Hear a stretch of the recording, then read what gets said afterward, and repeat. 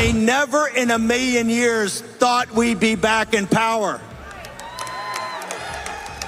And they need to learn what populist nationalist power is on the receiving end. I mean investigations, trials, and then incarceration. And I'm just talking about the media. Should the media, where's the viceroy? Should the media be included in the vast criminal conspiracy against President Trump and his followers?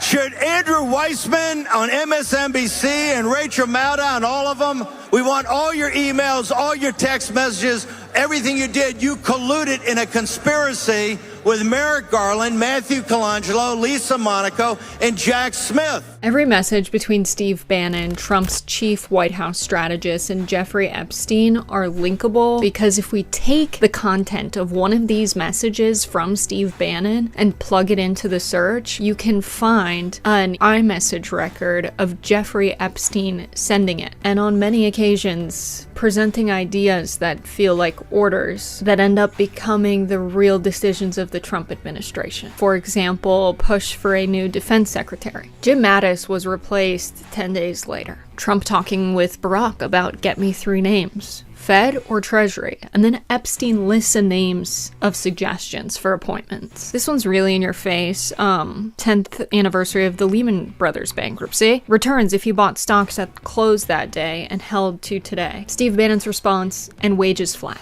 So rich people are turning their money into more money while working people do not see more money as compensation for their increased productivity. It is their intention to run the economy this way. Epstein also seemingly paid Steve Bannon's medical expenses when he was sick. This is a very close relationship. And another strategy from Jeffrey Epstein to Steve Bannon, careful about the racist part. You seem to accept the characterization. Iraq, Libya are disasters. Easy to blow up the place, but what comes next? So I would stress the working man gets to have hope again. Job security, safety. They literally manufactured the idea of populism to distract from the fact that pedophile elites were running the government. Think how relentless we were in having this man's back that he came back and had the sweeping victory against all odds.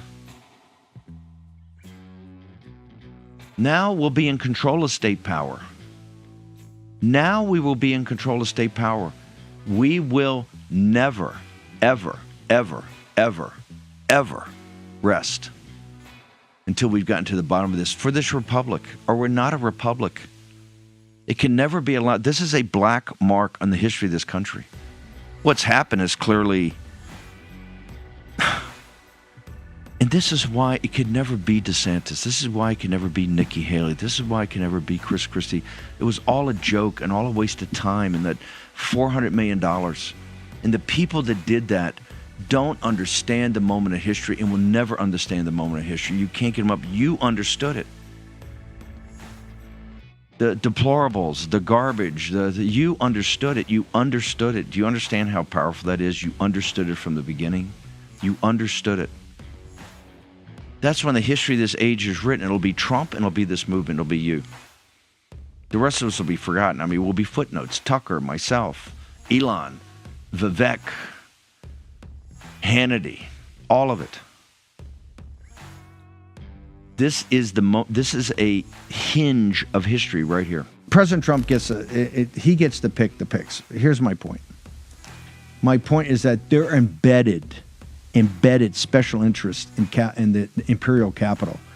Some are more embedded than others. I am banned on every platform. I'm banned in perpetuity on Facebook, on YouTube, Twitter, Spotify.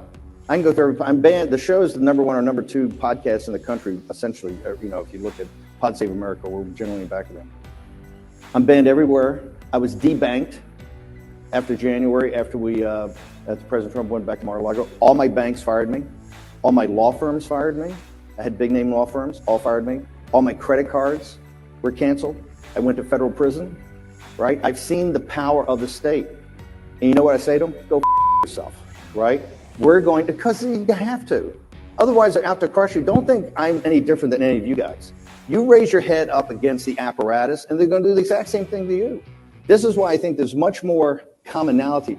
The potential fusion I think we do have is much deeper behind the scenes and much deeper as we get back to actually what is populist, what is economic nationalism, how do you defend the little guy? And I will tell you right now, as God is my witness, if we lose the midterms and we lose 2028, some in this room are going to prison, myself included. They're not going to stop. They're getting more and more and more radical. And we have to counter that. And what do we have to counter it with? We have to counter it with more action, more intense action, more urgency. We're burning daylight. If you look across every aspect of this, we have to codify what President Trump has done by executive order, right? We have to codify it. And people say, well, they're just going to be messing bills and pass Senate. We got to put aside these structural barriers and get on with it. President Trump today gave to the Senate when they came over for breakfast. Even Lindsey Graham, some of the guys he liked, and some of these institutions, I understand. This is a very tough decision to make. And you're going to see some people in the conservative movement that not in a million years, because I talked to him today, quite frankly, I had Hawley on the show this morning, Josh Hawley, and he's talking about it. And I'm trying to play the institution. Well, they called me up this afternoon and said, let's go through the 10 reasons we need to do it. And these are heavy hitters on what I would call the constitutional, limited government constitutionalist in our movement. And they're about to come out over the next couple of days and make this argument because it said, look, we have to understand that if we don't take this to the maximum, a maximalist strategy now with a sense of urgency, and in doing this, seize the institutions, if we don't do that now, we're going to lose this chance forever. Because you're never going to have another Trump. Like clockwork, as soon as Steve Bannon's wildly influential position as an Epstein conduit for the Trump administration became public knowledge in the Epstein files, Trump's DOJ told the Supreme Court that his criminal convictions related to January 6th and election interference should be vacated. Lock them up and throw away the key. In the White House right now, with the world on fire, they're spending the time on blanket preemptive pardons. Blanket preemptive pardons. Here's the good news, folks. Here's the good news. We've got these rats cornered. If they give the pardons, the Democratic Party is finished. Amy Klobuchar and those people are telling you that. If they give, we dare you to give blanket preemptive pardons to anybody. If it happens, the Democratic Party is over. And if it doesn't happen, you're all going to prison. That's what the Chinese call a win-win, right? The Trump administration is full of secrets, and their deliberate deception and cover-up of the Epstein files show how far they're willing to go to protect the wealthiest and most powerful men in the world. But one thing that isn't a secret is that they're doing it. We might not know all the details, but we do know broadly that these people can't be trusted and that billionaires are utterly depraved. If the administration were smart, which it's not, it would have thrown Donald Trump under the bus by now. But in protecting Trump, they're implicating the entire Republican apparatus. It's hard to imagine the Republican Party ever fully recovering from the public knowing that the Trump administration was essentially handpicked by Jeffrey Epstein, who's working with Steve Bannon to create a global fake populist movement to benefit the richest people in the world. Anybody on either side of the aisle who believed the lies should know that they have been had, and they've been complicit in allowing them to succeed. Hopefully, as more people wake up to how depraved and disgusting this administration is, we can start to fight their worst excesses and plan for a future where even billionaires, sultans, princes, and presidents face punishment for their crimes.